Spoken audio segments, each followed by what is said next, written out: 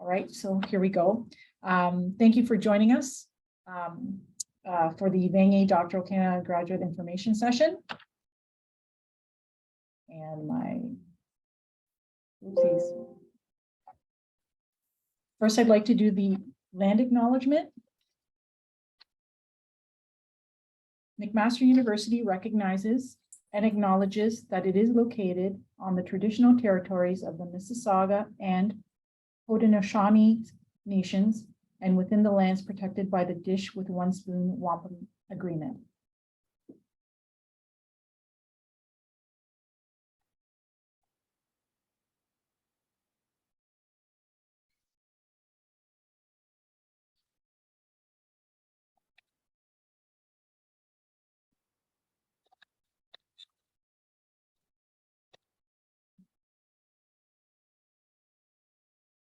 Sorry, folks, my slide's stuck here. Oh, there we go. The overview of the Vanier is that it's a tri-agency program designed to attract and retain world-class doctoral students to a Canadian university. It is valued at $50,000 per year for up to 3 years. The duration. Sometimes depending on how many months of doctoral studies you've completed, it could be under 3 years, but that is something that Vanier decides on. The start date could be if someone receives a Vanier from this competition, they could start it May 2023, September 2023, or January 2024. Our internal deadline at McMaster is Tuesday, September 6th, 2022. That is the letter of intent package that is due that day. Our quotas for the 2023-24 competition is 10 for CIHR, 7 for INSERC, and 4 for SSHRC. Institutions may recommend applications from self-identified Indigenous applicants to the Vanier CGS competition above and beyond their institutional quota. Just some basic information about the results from the last 5 years. For CIHR, most of the years we had 10 or 11 as our quota. And as you can see, it varies each year how many we get. So 6, 4, 1, 2, and 5. So this year we did okay again. We won 5 CIHR awards. We were pretty pleased with that. For INSERC, our quota was 7 the last 5 years, and it was 4, 1, 2, 3, and 1.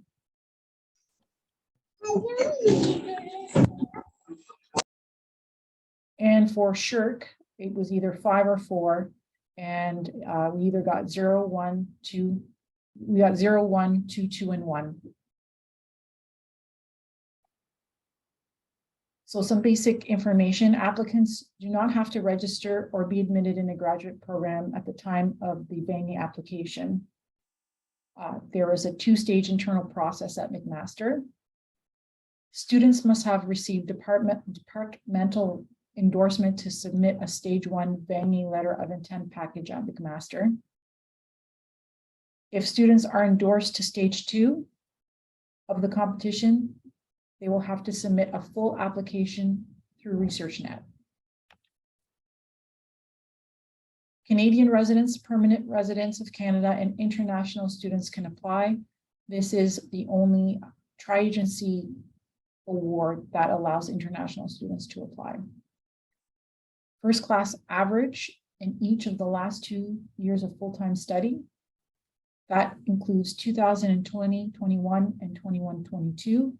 That not combined, it would have to be each of those years that you need a 10 average or an A- or an 80%.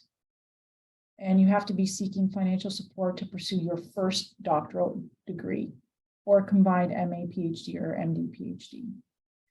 You cannot have previously held or currently hold a tri-agency doctoral award. That means if you currently hold an INSERC doctoral or SSHRC doctoral, CIHR doctoral, you are not eligible to apply for this award. And you have to be nominated by only one Canadian university, which must have received a Vanier CGS allocation. So a student can't apply to for Vanier through, let's say, McMaster and UFT, just one.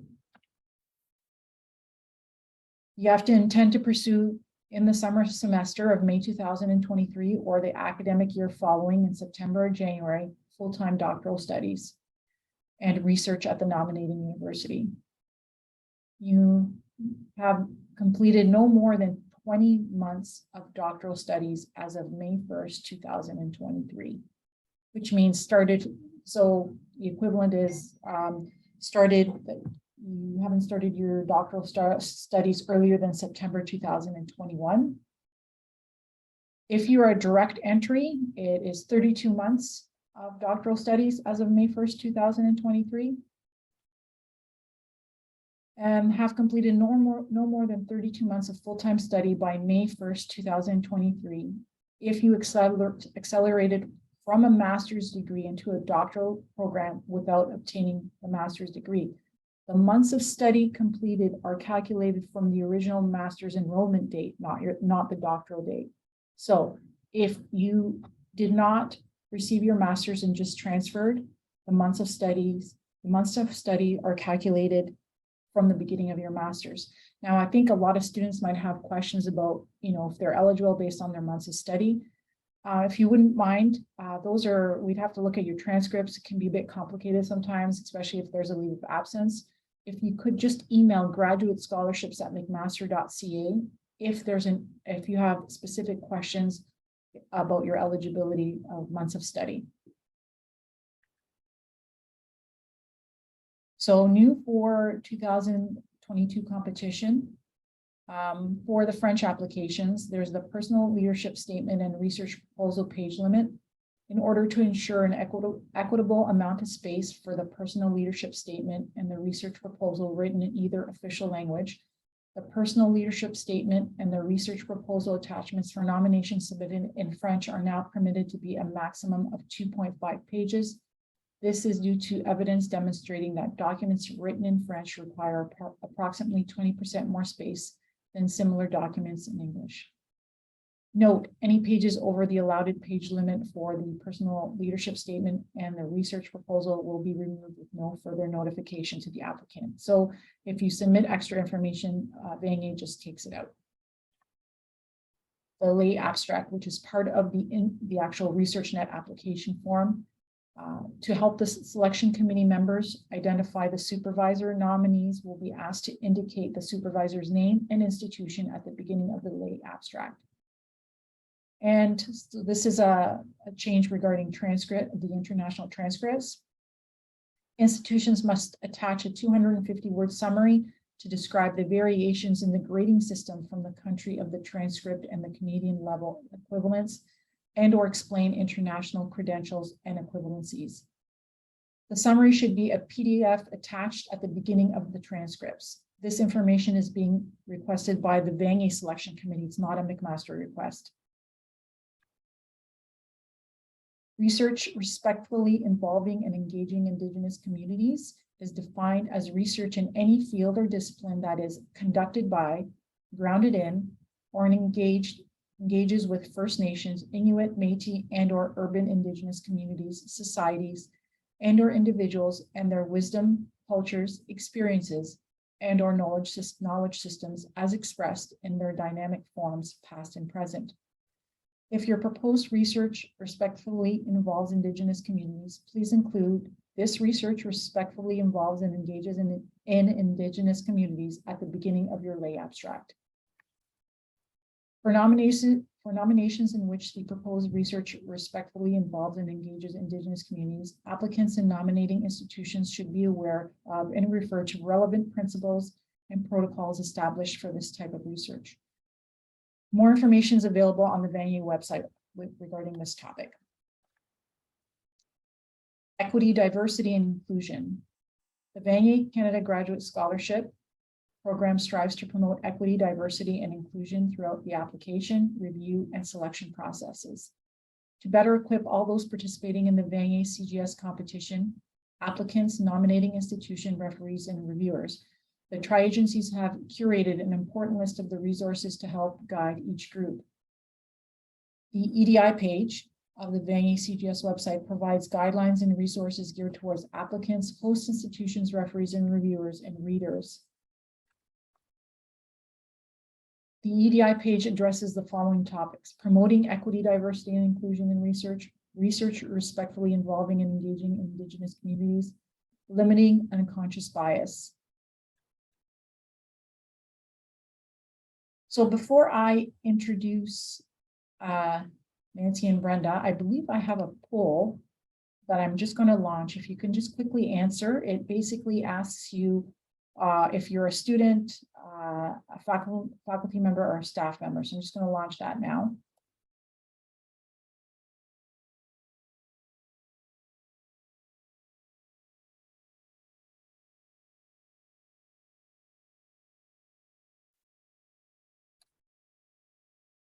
Thank you.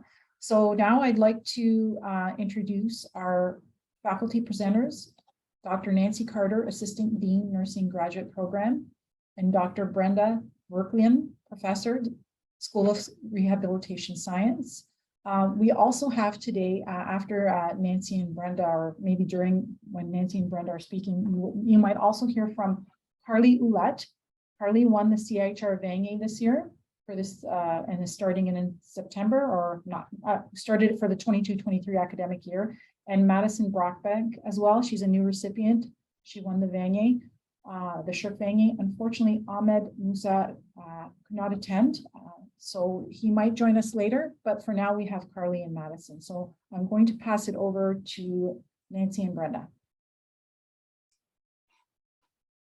Thank you very much, Tony. I'm just want to say I'm delighted to be here to help share as much wisdom we can for those who want to apply for the Vanier. I sit on the internal McMaster Vanier Scholarship Committee, and I think I'm close to 4 or 5 years doing that. So I have some great insight I hope to share with you. Brenda. Yeah, thanks, Nancy. And I know hearing from successful candidates, and we have 2 here today, and we're very fortunate. And I know some of you may be disappointed that the NSERC person is not here, but that's okay, because we're going to have more time to talk about what makes a successful application for Vanier. And so I've had the pleasure of serving on the CIHR National Committee. I co-chaired or maybe vice-chaired that committee the last couple of years. It also shifted online, which was interesting. And there have been some developments, particularly last year, around thinking about EDI, equity, diversity, and inclusion, that I hope to shed light on. And of course, we want as many McMaster people. We want to fill our quota, and you can see that we're not quite there yet. We've made progress, some ups and downs, but we want to fill our quota, so to speak, going forward. So all of that to say, yes, I wonder, Carly, if you could introduce yourself briefly too, and then Maddie. Sure, absolutely. Thank you for having me. My name's Carly Ouellette. I am going into my 3rd year of my PhD studies in the School of Nursing here at MAC. I also did my master's here at MAC, the MSc program in the School of Nursing. I'm a nurse by training. I work clinically in the emergency department, and my area of research is in digital health, after surgery, and pain management. Yeah, Maddie, go for it. Yeah, hey everyone, my name is Maddie. I use she, her pronouns. I'm also going into my 3rd year at McMaster in the School of Social Work in their PhD program. I also did my master's and my undergraduate at Mac, so I am going to be buried at McMaster at this rate. But my research is broadly situated in the area of anti-violence work with men, and specifically in gender-based and sexual violence prevention. So very happy to be here, and hopefully I'll be able to provide some insights on this exciting and daunting process. Yeah, thanks to both of you. So what's going to happen is we're going to fire through some slides, so to speak, thoughtfully, and then what we'll do is Maddie and Carly will sort of jump in here and there, and we may call them, or they may even jump in, as I said, along the way. So what we want to do at the very start, and maybe you can go to the next slide, is actually talk about the evaluation criteria. And over the next few slides, we do it at a very high level, and then we're going to dive a bit deeper on the respective areas. So I'm hoping that Tony's got the slide. I know Tony, sounds like it's a little bit glitchy for you. Are you able to see my screen? Not the next slide, which is academic. or the next slide is evaluation criteria. Sorry, I'm pressing my page down button. It might be that you have to use, yeah. There we go. There we go. Okay, yeah, and of course we thank Tony and Diane and the whole team behind the scenes, and I'm very grateful to Nancy and Ryan who also created the foundation for this for the slide deck. Thanks. Yeah, so these three areas, right, are really important, and there's lots embedded within the big three here, and we'll talk in that in a little bit more detail. But I think it's important to get sort of set the stage a little bit at the start to think about the big three here. And Maddie, thanks for nodding along the way, because Maddie knows she's lived this in terms of the big three. So let's go to the next slide. So I'm not going to read what's on the slides because everybody can do that, but I'm going to tell you from my experience at sort of the higher level that we use the word exceptional. Exceptional. So if your grades are not exceptional, that's something you're going to have to reflect on. Is there a story, perhaps? And when I say a story, I mean in terms of your lived experience, and there's some rationale. That's something you're going to want to work into your respective statements, because of course there are experiences, particularly over the last few years. We've learned lots about equity, diversity, and inclusion as well. So all of that to say, we use the term exceptional for academic excellence for all three, but the notion of awards and distinctions, et cetera, we will talk about the CCV, but overall, academic excellence, you can be here and we're actually hovering above excellent. There's another grade, and that's what the Vanier is all about. In fact, they talk about it being the Rhodes Scholar of Canada, or the Rhodes Scholarship of Canada. And if you don't know what the Rhodes Scholarship is, it has nothing to do with driving. It's the RHODES scholarship in the UK that's existed for a long time. And so it is, again, exceptional individuals. So next slide.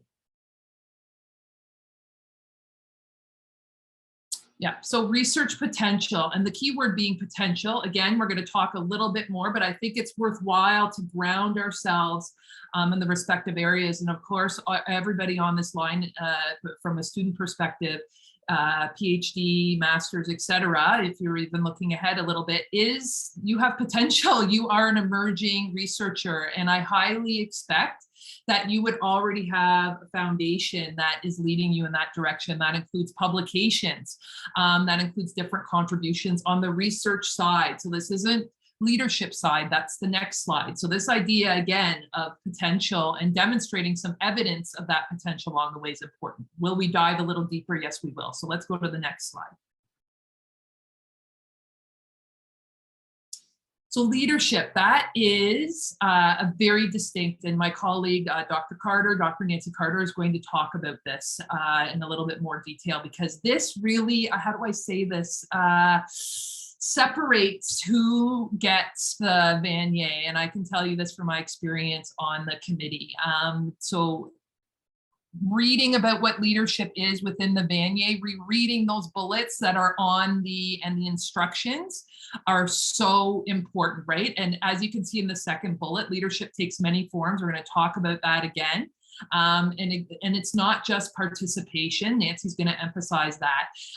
So it's not simply just being a part of something. And do I call it the usual things, even though that that certainly is leadership, but being the head of a lab is something that's not unusual. That would be the usual, right? So overseeing undergraduate students as a mentor, sorry, everybody, that's fantastic. And we should all be doing that. Yes. But that's in addition. I would expect to see somebody who's done mentorship, but there's another level to leadership beyond that. So, and we'll be able to talk through some examples. And I have no doubt that Maddie and Carly will be able to share how they reflected through what they were going to highlight on their leadership statement.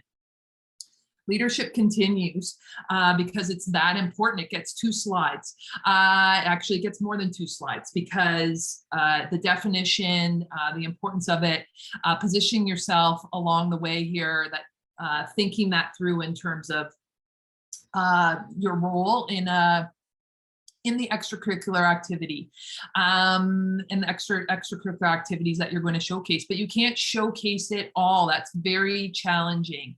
And so you're going to want to be very strategic is a word that we use. And that takes some time to sort out. That takes conversations, not only with yourself, but perhaps with others to try to figure out what your story is around leadership. So leading a task is important. Going above and beyond. Go, Nancy, did you just unmute? Yep. Yeah. Because Nancy's going to talk about the examples of leadership now. Yep. Okay, so the leadership statement is very difficult for students, and we do spend a lot of time, you should spend a lot of time working on this statement. It's not as straightforward as perhaps, obviously the academic part is hard for you to change at this point. But the examples of leadership that we share with students, again, as Brenda said, you know, most of you who are doing graduate work are showing some sort of leadership. You've gotten to where you are because of this. However, there are expectations about going above and beyond. So here's some examples of what you may be doing, or what you may think about doing in the next, if you have another year to apply, for instance. So perhaps there's a scientific organization that you take a leadership role in, or maybe there's a meeting coming up and you take on some organization tasks or some leadership. There's university committees students can sit on. You may want to develop position papers based on your area of research or your the community. You may be invited to do talks. Different KT exercises. So for instance, community outreach with students, doing public health, etc. There are leadership awards and scholarships that you may already have based on your demonstrated leadership. Again, volunteerism, just volunteering for something is not necessarily leadership, but perhaps you are actually leading a group of volunteers to do something. Okay, recurring newsletter contributions, patents, and we'll go to the next slide. So here's some other things you might do. You might take on some review activities or assessments. You may do some teaching, but not your basic TA work. So above and beyond, maybe that you help contribute to development of different programs and teach them, help contribute to courses developed or new curriculum. And then always be thinking again, you know, if there's an expectation that doctoral students will supervise some activity of students, but if you're going above and beyond within your lab or your research area to do supervision, that would be something else. And next slide. Yeah, and I think, Nancy, I come back in there. So we're going to get to the personal leadership statement because, you know, I said Maddie and Carly were going to say something. Well, they are going to say something, and I think it will come when we start talking about the statement. So they're reflecting right now. I'm not telling them what to do, but they're reflecting right now on their story and how they came perhaps to and arrived at that particular statement. And then, yeah, we're going to work through the different parts, as I've said. So I'm repeating myself on purpose. So yeah, so this is the three, right? You got your research proposal, you got your personal leadership statement, you got your CCV. And for those people who haven't done a CCV before, I find that as a reviewer really helpful. And what I do is I scroll. Yeah, believe it or not, I'm scrolling quickly, right, through that PDF. I find it so helpful to see. I can count publications, right? I can get a snapshot of that person right away. And those things. And then of course you have the two leaders reference. We put something in a box here because it is important about who is reading. And I can tell you, I've read, Maddie was talking before about hard science in terms of, so I've been assigned those, they do try to assign applications to people of of certain areas of expertise. But of course, usually there's 2, even 3 reviewers assigned. So there's usually one sort of expert area and then somebody who again is maybe looking at that overall picture. So of course I need to understand, I don't need to be an expert in your area, but writing things in an understandable way and why it's important and compelling, of course, is important. We put meaningful and impactful are the words there. So we are going to move into, and I think the next slide is tips for the research proposal, which really And then we'll move to that, that special leadership statement. But I think for Maddie and Carly, you can see, again, I'm going to repeat, right, how important it is that we write in an understandable way. And so Maddie, I wondered if you can comment. I know that your area that you did your research in is particularly sensitive as well, right? So being able to write in a really thoughtful EDI, because that comes in here with the research proposal as well. So, and then Carly, if you can comment too, that would be awesome. Yeah, absolutely. So yeah, speaking from a SSHRC perspective, we're talking about social justice issues, and people have various perspectives, understandings, lived experiences of these issues. Something that I was tasked to do when I was communicating my research proposal was I had to be really careful about the ways in which the kind of research I do could be interpreted as man blaming or hatred towards men, or somehow prejudiced against men when I talk about involving them in anti-violence work. So I was really intentional about how I communicated that. I ran it past several of my supervisors and people on my committee just to make sure. I've been immersed in this work for so long, and that's great, and I know it really well, but sometimes that can obfuscate the clarity of the message I'm trying to communicate to people who are unfamiliar. So I found getting folks who maybe weren't as familiar with my research to read it and give me honest feedback about the language I was using was super helpful, because it was easy for me to kind of get tangled up in communicating it in the way that I was most comfortable. So yeah, I think that is what I considered. And then also with social justice, Brenda, as you mentioned, I really tried to take an EDI focus and emphasize that I was integrating diverse perspectives. I was centering equitable initiatives and doing my research in a way that was mindful of various lived experiences and not homogenizing a group like men into one monolithic category. I'll stop there, but I'm happy to elaborate further if that is helpful. Thanks, Maddie, and Carly, please. I think Maddie hit some really important points. And I think, upon reflection of some of the main kind of tips and tricks I would advise for this application process is speaking with such clarity, and really being able to convey what your research is about, what you are about to anybody.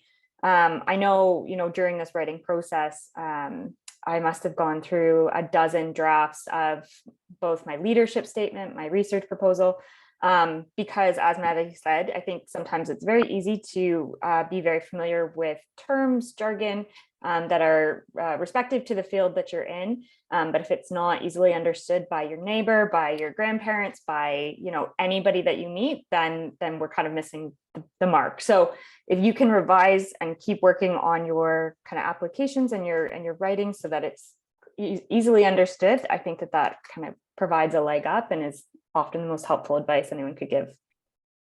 Yeah, and the one thing I'll add here as well is that on our committee at a national level, there was an EDI champion, somebody who was designated with that lens because of the expertise that they had in their based on their own scholarship, and so we actually this year, and that was the first I've seen the EDI issue scale up, and rightly so, but they would comment on each research proposal to make sure that the approach and the participants and recruitment selection, I know that sounds very detailed, but if you're working with human participants, or let alone, right, the knowledge translation side, which should be a part of every application, even if it's working at a cellular level, that it did incorporate and thought across, that was communicated across the application. So I thought that was something that was particularly emphasized. Go ahead, Nancy. Well, I was just going to say, I think this section, sometimes applicants get so worried about the leadership statement that they think this part is easy, and they're just going to pull from their proposal they're working on with their supervisory committee and put it in here. But this is a different audience. So you really have to do the work on your research proposal to do exactly what Maddie and Carly have just talked about. Even at the university level, the committee is made up of business, humanities, health sciences, engineering. We're all reviewing these things, and don't underestimate the time that it takes for your research proposal to be clarified good reading and for a broader audience. Yes. So I think, Nancy, we're probably ready to move on to the next slide, Tony, which is to talk about that leadership statement. So I know we have a few slides here just for people listening along on the personal leadership statement. I think, Nancy, I really appreciate what you've said about, like, you go, oh, well, the personal leadership statement I've said is really important. No, all three, the big absolutely are important. But we do spend a bit of time here because it's unique. This is not something that's typical of like as Tony and her colleagues know, this is beyond sort of a typical sort of doctoral scholarship component. So go for it, Nancy. Okay, so for your leadership statement, it is an opportunity to present, a clear statement of what challenges and opportunities may have shaped your doctoral research, and consider some things like, exactly as Brenda said, really look at that Vanier website, of course, and follow the instruction. Use your full 2 pages, but at the same time, make sure there's headings, there's white space. Think about reviewer fatigue when you're doing that. Use strong action words in your that correlate to your CCV. So in this statement, not just participated, but led a group of students to do something with these outcomes. Okay, strong action words with some outcomes if you had them. Be succinct, concise. Avoid an autobiographical approach. So I think it's best for students to think about, and we may say this in one of the next slides. Can we move on to the next slide? Thank you. One way to think about this, and we may say it later, is that, make a list of your leadership activities. Concentrate on the ones that you think have been most impactful and that relate to your research area. Really avoid that autobiographical approach if you can. So starting with, ever since I was a child, I knew it would be important to do research into this. And then talking about what you did in high school, and then talking about what you did in university, et cetera. This is not to say you can't bring in your own personal connection to your research, to bring in your story, but that kind of, first I did this and then I did that. Instead, start with really impactful things and go from there. Okay. Relate your leadership activities and how they relate to your future as a leader in your field of research. So for instance, if you have organized committees and prepared a scientific conference or led some things, talk about how that's important for you as a future academic scientist. Talk about the importance of knowledge translation in your future as an academic scientist. Okay, be really deliberate when describing your activities. Thank you. Again, link your activities to your goals for in your research program. Clear writing and formatting, again, spacing paragraphs and headings. Talk about what you're doing, what you have done above and beyond your research and coursework. Next slide, please. Okay, so again, it's a 2, thank you. Talk about how you've started on your way to become a future leader. Of course, just like your research potential, we know that you're starting off in your academic career, but talk about things you've done. Okay, a compelling story that links your research accomplishments and future goals and trajectory. So again, some people just don't know where to start.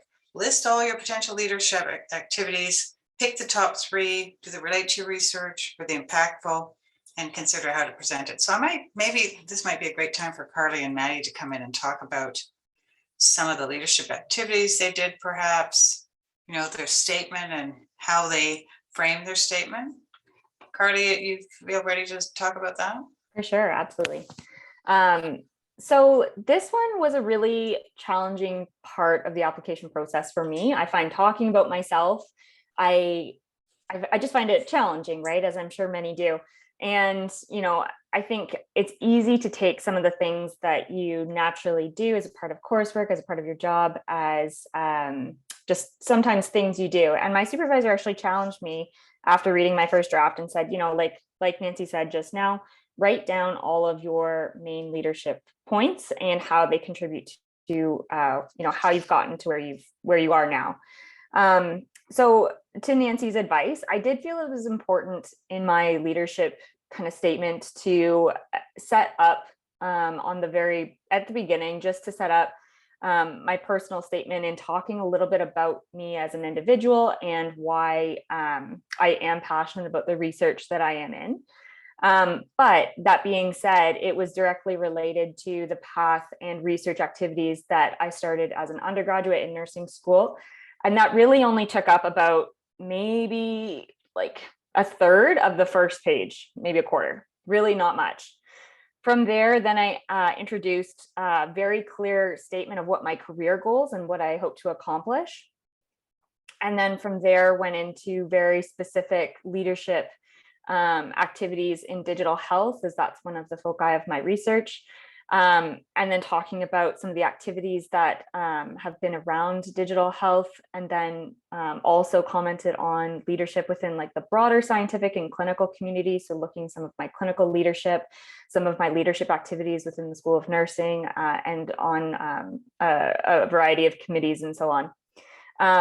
I did also, the first draft was a complete straight page of words. There was no space. And that was some of the most helpful advice I could have had for this portion as well, was spacing it out. It also challenged me to be more concise with my writing and really capture exactly what I wanted to say as clearly as possible. So I think it is a very challenging component, but once you're done it's very rewarding to kind of see where you started and where you are now and how much you've achieved. So it is a great exercise. Maddie, do you want to share? Yeah, no, Carly had some amazing points. It definitely is challenging. Something I wanted to say when I was talking about the research proposal piece as well is those 2 pages fly by. Like, I don't know if I'm speaking too generally, but as a social science person, I'm a very verbose writer. So those 2 pages were a challenge. So it really does push you to be concise and push you to emphasize the points that are most salient to, exactly as you're saying, your research journey. The advice that I got from folks when I was talking to them about my personal leadership statement was, it's about situating yourself as why you're well equipped or well situated to do the work you're proposing to do. So that was a kind of helpful grounding tool for me, where it limited or it like confined what things I talked about. So I specifically talked about things that were related to my leadership in gender-based and sexual violence prevention, because it situated me well to be doing research in that area. Coming from a social work background, we often want folks who are proposing to work in specific settings to have some sort of experience of working within those settings. Because if you just position yourself as someone that's dropping into a community you've never worked with, they might see you as somebody who's maybe not well situated to do that kind of work. Maybe you might end up causing some kind of harm if you're not acquainted with it, if you're not passionate about it, if you haven't kind of done the thinking necessary around it. So yeah, my tips are to be super organized. I separated it into research and academic leadership and community leadership.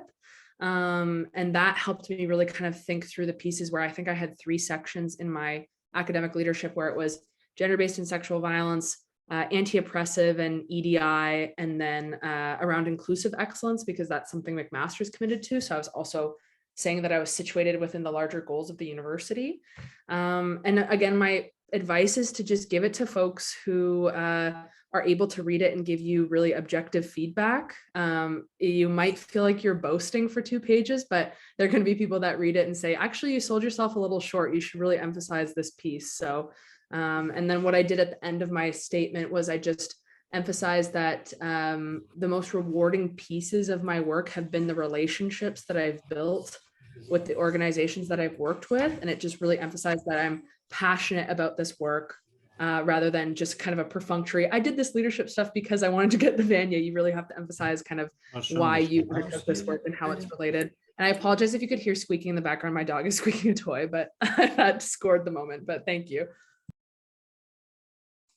Thanks, Maddie. I love what you said there. That should be a slide next year. So situate your leadership activities, and jump in, Maddie. Situate your, situate what you're doing. No, talk about your leadership activities so that it shows that you're situated right to do the research that you're proposing to do. Is that what you said? You may say it more eloquently. Yeah, that's exactly what I was saying. Was I wanted to present myself as the person best suited to do the work that I was proposing to do. So I talked about how I've worked with men in anti-violence settings, how I've done work around inclusive excellence and like participatory research approaches. So that way everything felt really aligned rather than I was presenting a research project that seemed totally counterintuitive to like how I was presenting myself as a researcher. So just that congruency I felt was really important.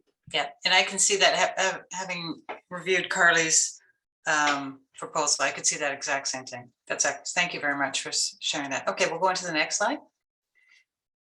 Again, it has to be compelling, this leadership statement, and modesty is not a virtue here. And I like how Maddie said that when she shared it with some people, they said, you know, you're selling yourself short. So this is the kind of this statement you should be sharing with the mentors, people maybe you've worked with in different organizations other than the university, perhaps you're doing some work with. You might want to share and see what they say. So talk about your activities, describe their significance in terms of your leadership and influence and impact and importance of your career objectives. So some people might want to say that you just, because of this, you were invited to press interviews, you write blogs about it. You can have, you know, any coverage you've had, you can include that as well. Next slide. So crafting strongest roles first, and proof up front, and then add minor roles, and then volunteering if necessary. You have to include that. Provide actual proof of change that you made. Explain the role you played in improving or changing things. Don't just list them. Indicate that the change has occurred since you assumed leadership and how it was before and after you led. So that's a really great description of something you might have done. Okay. Never expect the reviewer to understand the extent of the accomplishment. So make it clear what you did and how important it was. Okay, helps give the reviewer insight. Helps them understand that you've gone above and beyond what the norms are for graduate students. You know, upfront, honest, authentic. Next slide. And you can use numbers to back up your claims.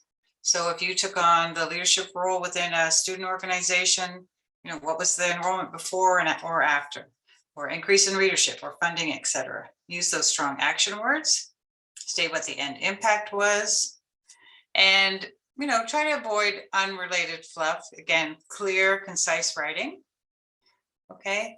Keep an eye on that biographical elements. Okay.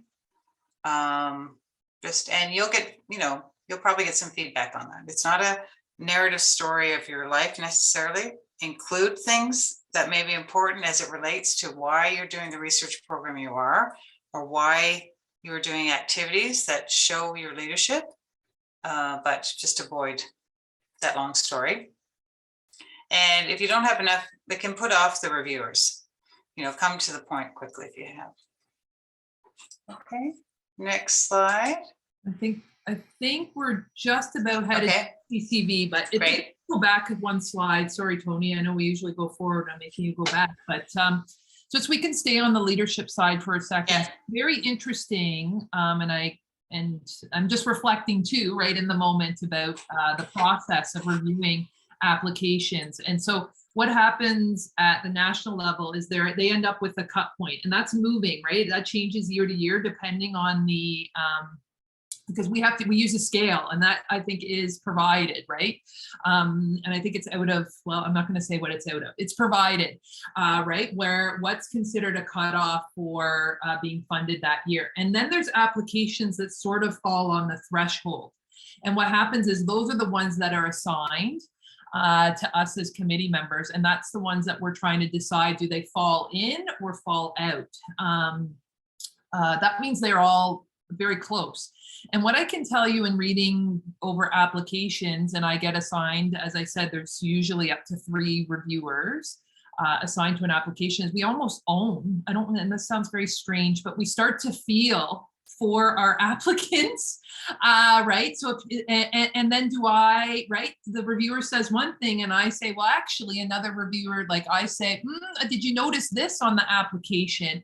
And there's a very short summary presented, and then the second reviewer adds. So we start to, like, go to bat for applications. So I can tell you, as a McMaster faculty member, I'm removed from the room for McMaster applicants, but I'm assigned ones from other universities. And again, like that idea of the way the leadership, the big three are articulated, are things that we bring up when we're doing that sort of 3 to 5 minute summary. It's that short of your story. And Nancy, I'm not sure what happens at the McMaster level, but the point is that your leadership statement becomes really important for us to be able to convey your leadership. I'm using that word again, your contributions to society. And I'm going to use that word because it's supposed to be bigger than just staying in your house. Now, do you move that far away from your research house? As Maddie said, she's maybe got a little cottage or a garage. So she's kind of in that for her leadership, but she's not so far away that she's down the road from her research house. Now, I've seen it where somebody is like a classical pianist, okay? And that doesn't have very much to do with their research, but a lot of times the reason they're doing what they're doing, as Carly and Maddie said, is part of their leadership and part of who they are. But when it's the concert pianist or has done something, it's also still those underlying tenets extend into the research, extend in terms of the kind of contributions that they've made and excellence and exceptionality. Maddie and Carly, I don't know if you have a thought about my analogy with the house and the garage, but I don't know how to explain it. I only have to say that I love it. As soon as you said I have a cottage, I was like, a girl can dream. That's right. But this idea that there's a story that is a part of who you are, and so it's not so far removed, that again, it's that sort of packaging things together. Yeah. So I think that's something I wanted to say about the leadership statement. I was just going to add to Brenda that now for students who are applying this year and who are only eligible for one last year, it may be more difficult, but if you still have some years of eligibility and think, oh, I don't do anything in leadership, etc., there may be opportunities for you to participate and do leadership things and lead more than you have been. And that might be a conversation with your committee, with your department chair. That might be a conversation with a place you volunteer at. If there's a need for someone to step up and do some things, if you're not applying by September 6th, but are applying for the year after, there may be some opportunity for you to contribute and to build your leadership portfolio, so to speak. You may already have, that academic side, you may already have that, but there may be opportunity for you to do some things. Yeah, so thanks for those who are helping to address some of the questions, because they are getting into some of the minutia, and I recognize that the minutia is pretty, that is important, right, to determine whether you're eligible. And Nancy, what I want to say too about the scholarship, it's okay not to apply, right? It's a big investment. If you, right, this idea of it does cue you to think about leadership and all of that, but it's okay that maybe the Vanier is not the one that I invest in terms of time, right? Just because of the way things have unfolded. And I suspect I wouldn't have been able to apply for the Vanier, to be perfectly honest, just in terms of, again, the journey, right? So we also want to recognize in terms of attending today, but we want to be careful not to take ourselves out of the pile, because that's sometimes what we do too, right? Is we start to say, actually, I'm not eligible for the Vanier. So as much as I say, determine whether you sort of meet the mark, and that's through consultation, right? That's what I heard both Maddie and Carly talk about. So we don't want to take ourselves out of the pile, but at the same time, the investment that's required. So it's a frank conversation with your supervisor and or your committee and mentors, and also perhaps within the program, because I know in FHS that nursing can't send 10 applications to be considered. So there is a limitation of how many applicants there be, but that is not to say, if you have it and you strong, the three things, if you're strong, you should go for it. Yeah. Go for it. Carly, please. If you don't mind me sharing too, that was actually a very frank conversation I had because I transferred in from my MSc into my PhD. I attended this seminar 2 years ago, and it would have been for the first year of my doctoral studies. And at the time, I was really excited about it and thinking, this would be great. And my supervisor actually said, I think you should hold off. I think you should really focus on your writing this year, focus on publications, focus on working on a couple of other projects that would enhance particularly my leadership portfolio, and would also give time to help refine some of the fundamental pieces of my research proposal, really ironing out what my research question was. And while sometimes that's hard to hear, that maybe you're not ready, it was very helpful because for that exact reason, I was able to really redirect my focus, spend my time wisely, and it ended up paying off the next year when I was fully prepared to submit and had a positive outcome for it. So that's a excellent points, Carly, about the timing too. Yeah, Maddie, go for it. Yeah, I just wanted to add as well, because I was unsuccessful the first year that I applied. I made it to the national competition and I was ranked 127th, and I was absolutely gutted.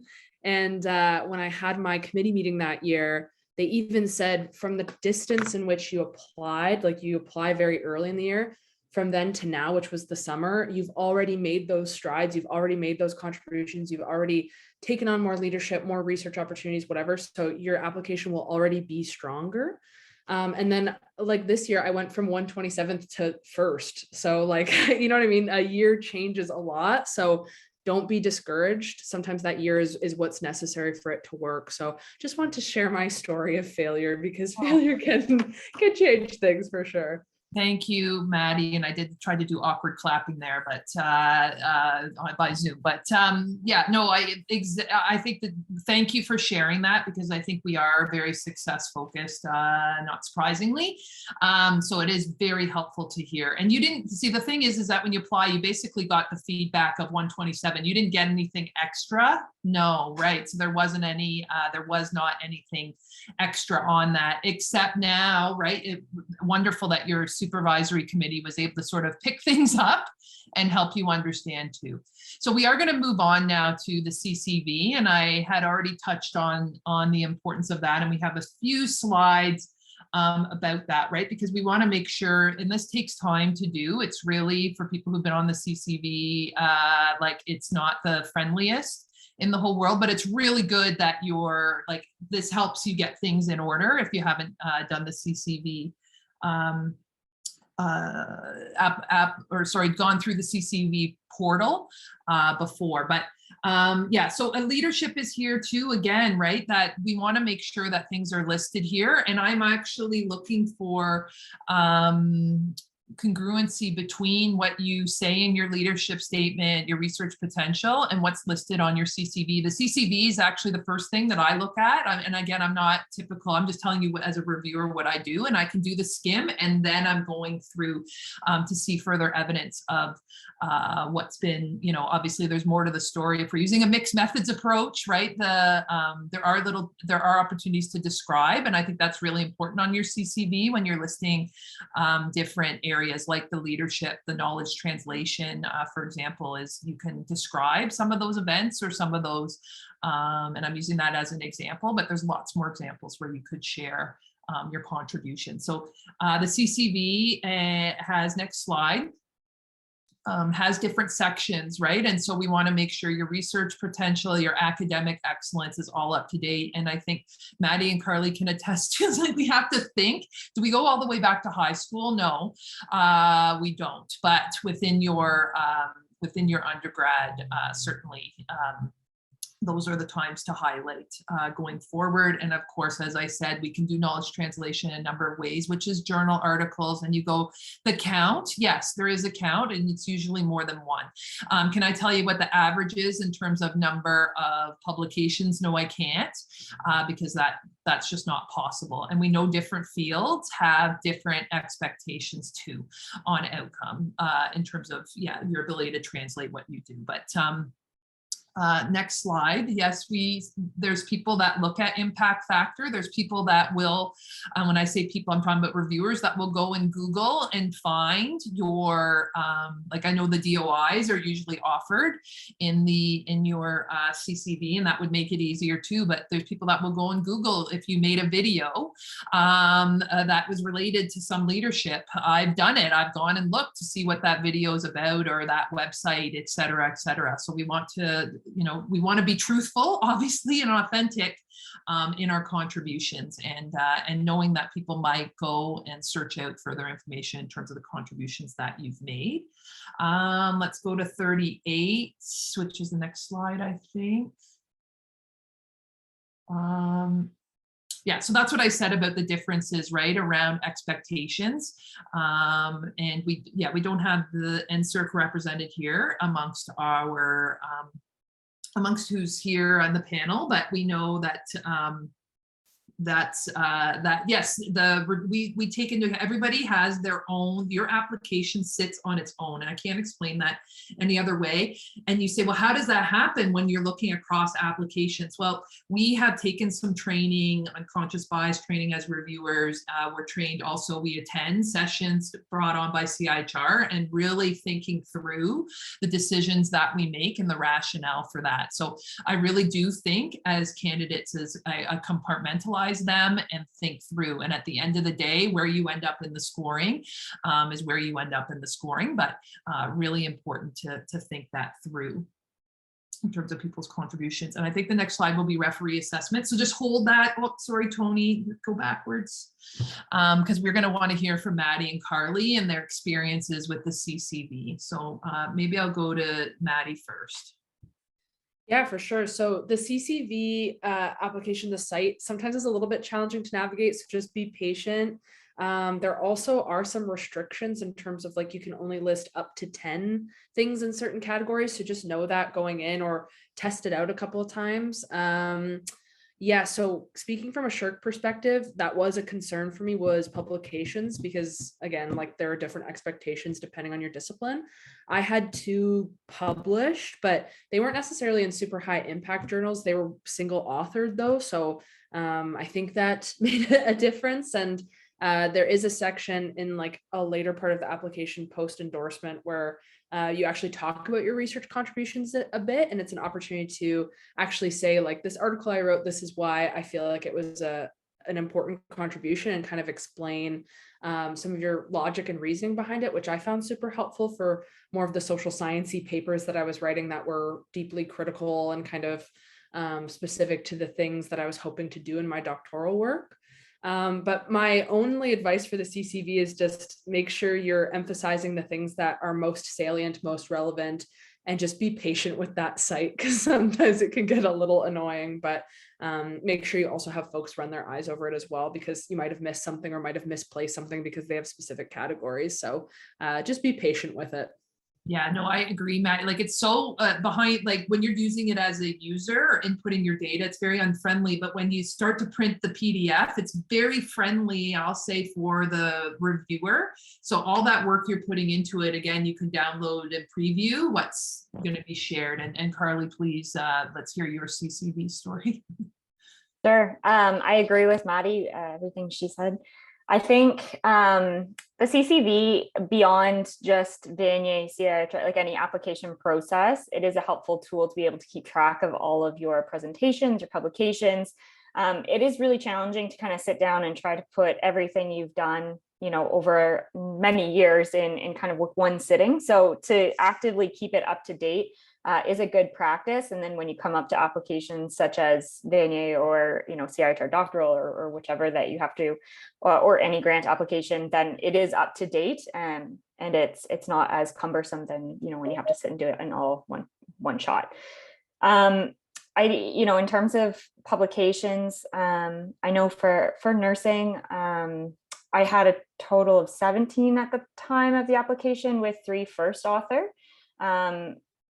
I think there were 7 or 8 as second, and then the remaining publications I was kind of in the mix of the co-authorship list. But I think looking for any opportunity to publish, present, and to be able to take, even small opportunities. They are things that you can add to your CCV, and it helps build a more robust kind of description of who you are.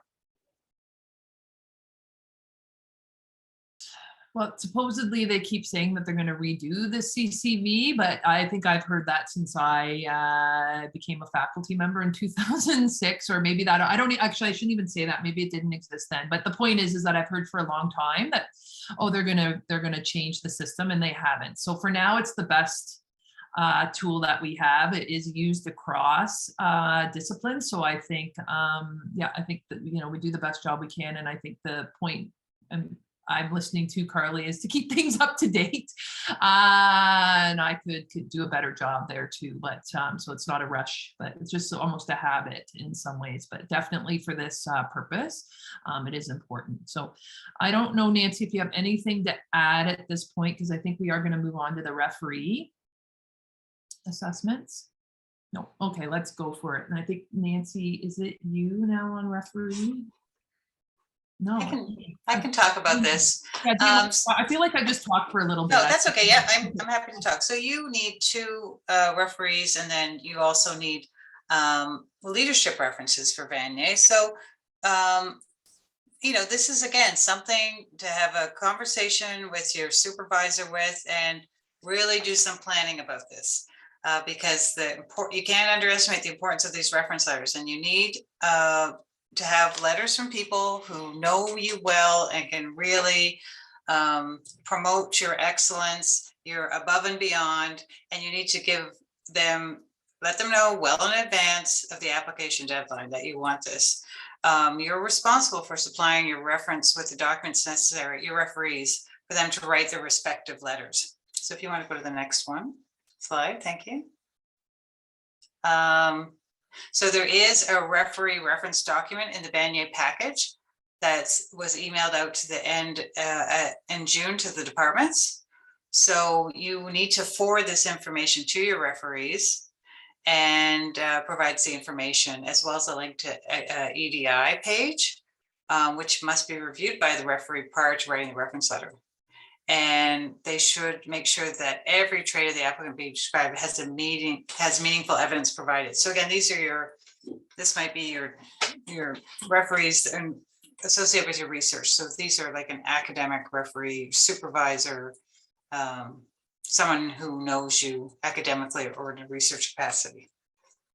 And next slide.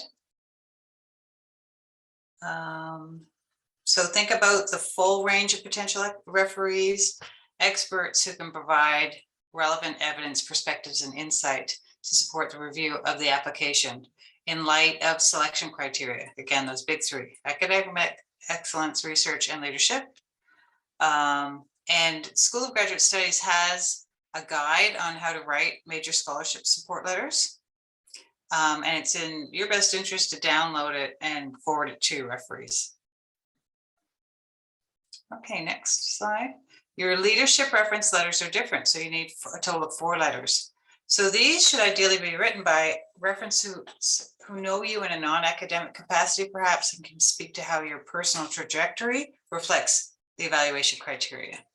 So you may want to send them your personal leadership statement, but they should be someone who knows you well enough. So this may be someone you worked with in an outside agency, in clinical or other work.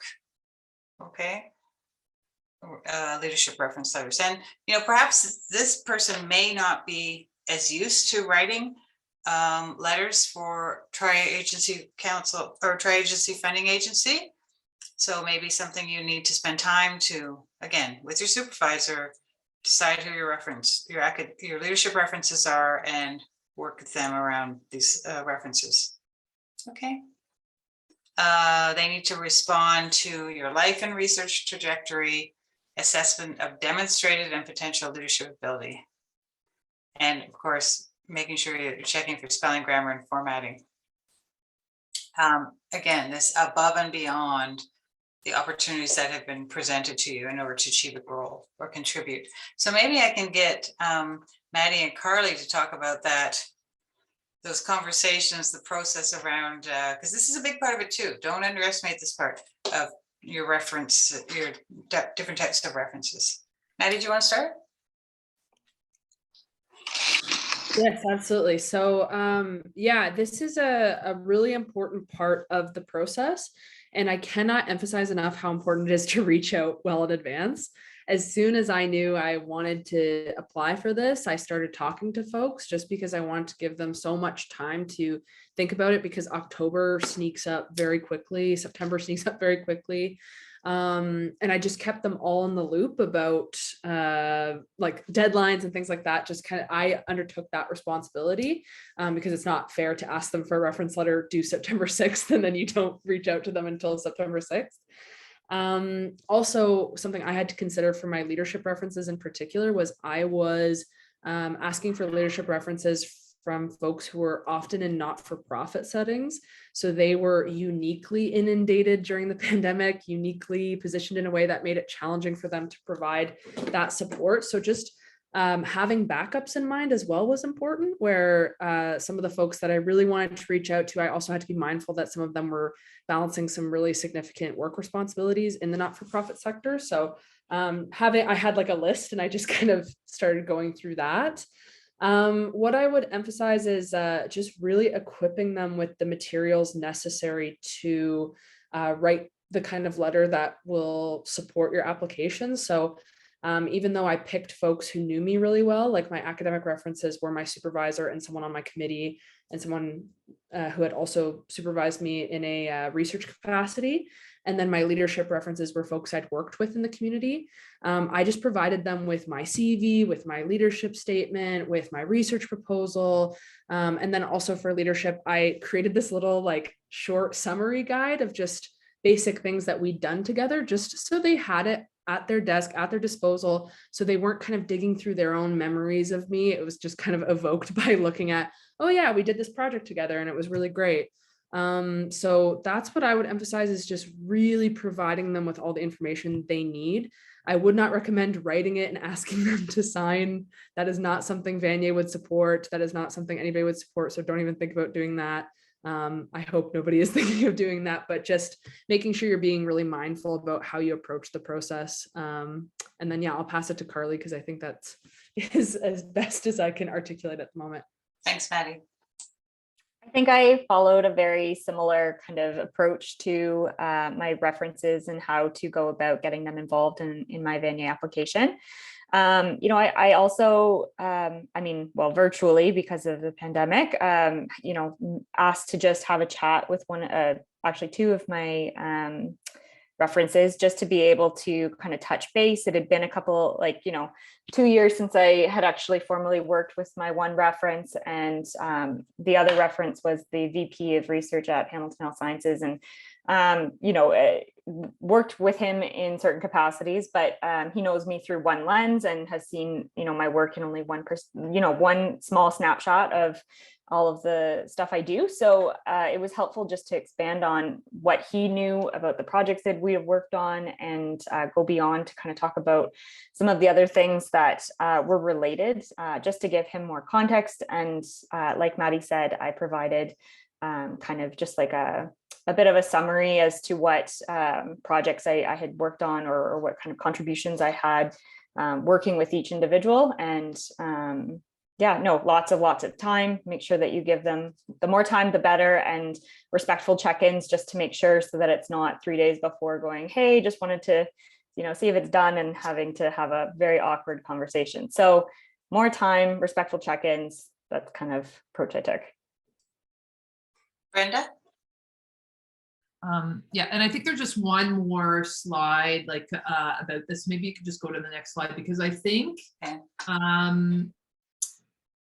what I can tell you is, oftentimes from my perspective, is the referees sort of are like complementing what is in the big three that you've provided to me, right? So it's further evidence. I looked at your CCV, I see evidence there too. Now this is like almost lived experience evidence that provides some more depth in terms of the key points that you've put forward in your application, if it's research, And then the leadership letters. I know that there's many applicants that are international and who seek letters from maybe past supervisors from other countries, English as a second language, etc. And that's all I can tell you taken into consideration. However, I will say too that having some depth, right, to those letters is still important. So what Maddie said, that's not to say that you can't write that in your own language to that person. Of course, what they write back needs to be written in English, but they should be highlighting those things. So the way you communicate to people that are going to be writing your letter, and of course them also, perhaps that takes time too, right? Because I think writing in English is something we take for granted a little bit, that it could mean more time for them. That has to go through some further iterations, right, to strengthen. And that happens in English as a first language. And I know Maddie and Carly alluded to that, right? But this idea of helping people, that's the fine line that Maddie was talking about, is helping people write the letter, is not writing the letter for them. It is, because I'm not going to say that the voice should be very clear of where it's coming from. And can I tell, I'm not going to say, right, but can I tell that somebody else, like that you've used the same approach and that has your own style of writing? I'm not doing that, to be perfectly honest, because there's not enough time, right? I have so many applications, but it is real, like when that authenticity comes out in those leadership letters, it really does speak to me as a reviewer. And that's where I'll close with those comments, Nancy. Yeah, Brenda, I like what you just said there about how the leadership letters should complement everything. So if you have some great experience doing things, and you've taken on and gone above and beyond different things in the community, in your discipline, where you're at, and a leadership, and you write that in your letter, and then your leadership reference doesn't speak to any of that, or speaks to something that's not part of it, hopefully it can jive. And we do understand it can be difficult. So that's great advice from the two students. Get on top of this early so that you can give busy people the time. And, I write letters to people all the time. I love getting when students send me office invites and put it in my calendar that says, Dr. Carter, that letter's due in a week. And then there's another one that's due, I don't think people mind that. If people use their Microsoft Outlook calendars, give them, prompts that they're going to need to have this done, etc. That's so true, Nancy, because I'm like, on this day, I'm going to be working on your letter. So please remind me. Yeah. Right. And make it as easy as possible. Yeah. And you want people you can count on at the end of the day. Right. So there may be somebody that you, like your primary supervisor, but they may not still tell the best story, right, about that. So you really are thoughtful and strategic about who you're selecting and for what reason. Yeah. And I think that's important. I think for the final tips. Yep, we have a final tips slide. Final tips. So go for it, Nancy. You might just want to seek, if you know people within your program, or your supervisor knows someone, or your committee members know someone who've had successful applications, you might want to seek them out and talk to them about that. Again, discuss this with your statement with your supervisor, department chair, past winners, or Vanier committee members. Certainly within McMaster, if there is an opportunity, if you're successful in going to the next round, there is an opportunity to talk with the committee members to help strengthen. It is a big process. Expect to write, review, edit, rewrite. And it really is a great opportunity to know yourself and continue to build on your strengths. Brenda, any final ones? Or we'll ask Carly and Maddie as well for final. Yeah, let's go with tips. Maddie and Carly. I feel like I've given all my tips. Go ahead, Carly. I'm trying to think here. I think a lot of the tips I had have been covered so far in the seminar. I think just being comfortable with, lots of revisions, rewriting, writing again, phrasing it differently, all of kind of like that writing process is part of it. And, just to keep pushing through. Like I mentioned earlier, I think be as clear and concise as possible in these applications. And, don't, I think it was Brenda that said it really well, that don't make any assumptions about what the reviewer will take away from your application. You want to take their hand and guide them through your entire journey through your application, and just try to incorporate each component so that it all ties together into one cohesive unit. Yeah, Maddie. Yeah, I completely agree with everything that's been said. I think being open to revisions is probably one of the best pieces of advice ever. You're going to get multiple pieces of revision, both from folks that you presented to informally and then also through the formal staged process. So just knowing that it's not a personal attack on you. I am deeply sensitive when I get feedback, but this process hardened me in an essential way. And I think, yeah, just being really intentional throughout the application process, and also knowing that this is a really competitive process, and each one of you that are here really does have a shot at getting it, but also knowing that if you have to apply again next year, or if you apply for a different scholarship competition, that is totally okay. Like, this is a challenging process. The first time did not work out for me. It doesn't work out for a lot of people. So just kind of sticking with it, and knowing that it's a process, and it's one that you learn a lot about yourself and about your research through. Like, I learned how to talk about my research in a better way through doing this application. So even though I didn't get it the first year, I actually learned a lot about how I wanted to communicate my research moving forward. So that was super helpful for when I applied again, but then also for when I talked about my research with folks who weren't in my discipline. So yeah, I think those are my tips. Thank you both so much.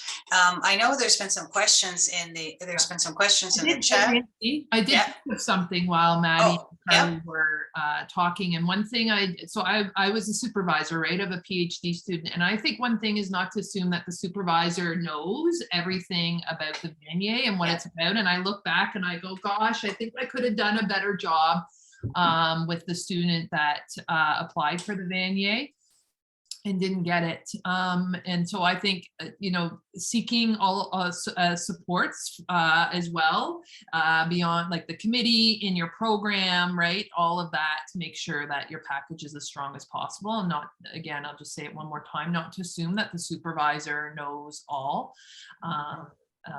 That's what I'll say. Go ahead, Nancy. Yeah, and I think the Vanier competition is a good practice for the CHR, SSHRC, and NSERC doctoral award competitions, which I know Carly participated in. I'm not sure if you did as well, Maddie. So that is a different competition. I know there were some questions about that. Mm-hmm. And I think Tony may join, and there's probably sessions. I know there's sessions about that too. So you might want to join those sessions as well. Different emphasis, but you're still doing a lot of the similar things you're doing. So I don't know, Tony, are there particular questions that you wanted to answer? Sorry, everyone, I was sharing my screen and doing the PowerPoint presentation, so I didn't get a chance to really look at the chat. Yeah, and again, unfortunately, now's not the opportunity to ask specific questions about your eligibility or answer those specific questions. You can follow up with an email or about your transcript, etc. But there may be some general ones. Says on Vanier, the scholarship 50,000 per year as it did in this presentation, but on SSHRC doctoral fellowship, so that's different. SSHRC doctoral fellowship is not the same as Vanier. Vanier SSHRC doctoral fellowship, they're two different competitions. I think I've got that right, Tony. Sorry, what was that? The SSHRC competition? There was a question that says the Vanier says it's 50,000 a year, but the SSHRC doctoral says it's not that. So those are two different competitions. Yes. So there's the Vanier for the 3 SSHRC, CHR, and NSERC, and then there's the doctoral competitions for those 3 agencies, which is different. Yeah, and SSHRC has 2 levels. At the doctoral, it's 35,000 and then 20,000. I do see a note here.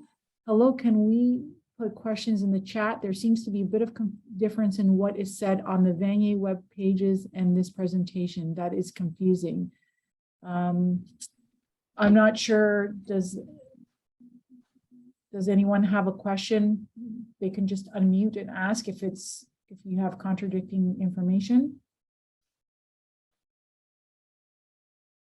Someone else, if someone else asks, this recording will be available on our website, and so will the slides. Great.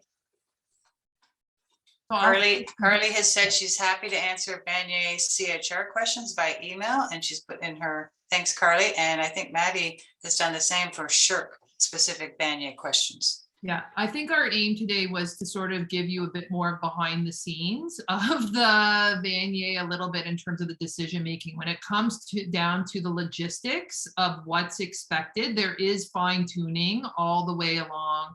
And I can tell you the Vanier people in Ottawa all get together across the three agencies and are very committed to not only equity, diversity, and inclusion, but also this notion of equity across that, like the way things are framed. So definitely want to pay attention to those bullets that are offered under each of the major headings, what's expected, et cetera. I wouldn't be surprised if those would be fine-tuned.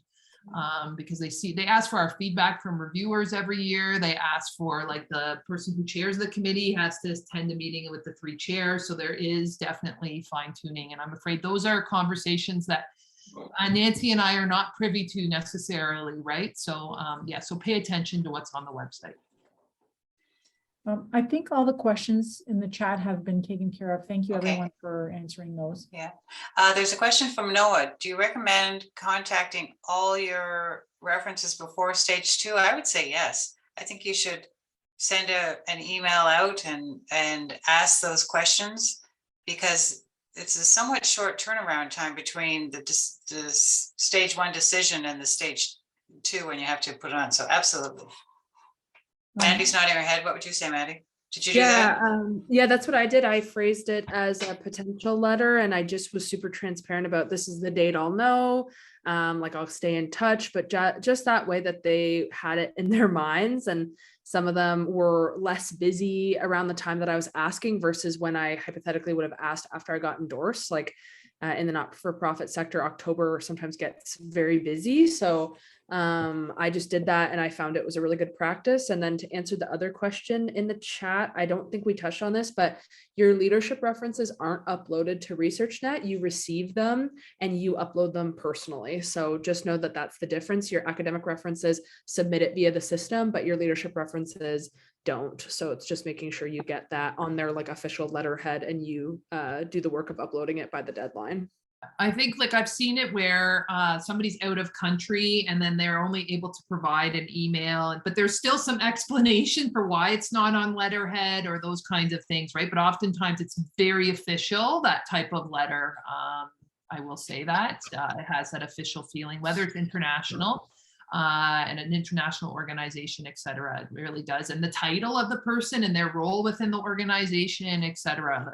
Again, you want to tell me that this person who's speaking about you is, like, you know, the person to speak about you in the organization. So yeah. Well, this is always fun every year, and Maddie and Carly, congratulations again. And thanks to Tony and her team, and Nancy, always a pleasure too. You know how I feel about you. I don't need to go on. But I'm not sure if there's any more questions. We can do the awkward Zoom pause right now, but I think people are now pressing that magical red Zoom button to get the beep out of here. But Yeah. I was just going to say one last thing. You know, and I always tell this to all the PhD students I know and work with. Don't compare yourself to anyone else. Don't compare yourself to our 2 winners here, because you can win these awards too. And everyone has different strengths and different productivity and different opportunities. So, you know, if you know, have that conversation with your supervisor and think about applying for this and for the doctoral awards afterwards. And, you know, we want McMaster to do better every year, and we have very strong candidates, and you may be strong candidates as well. And don't feel, you know, we've presented a lot of information to you, but don't feel discouraged. You've probably done a lot and should apply for these awards. I have a comment I'd just like to say. I get this question every year from multiple students. Sometimes they think if they apply to Vanier, they automatically apply to the doctoral award of the equivalent, and that is not the case. There are 2 separate applications, separate requirements. Please just make a note that if you want to be considered for both scholarships, you need to apply to both of them. And if there's no other questions, I'd first like to thank Nancy and Brenda for always being so awesome and helpful and doing a great presentation. And to Carly and Madison for coming and being so helpful and sharing so much information and being so helpful to the students. That's awesome. We appreciate it. Congratulations for doing a great job.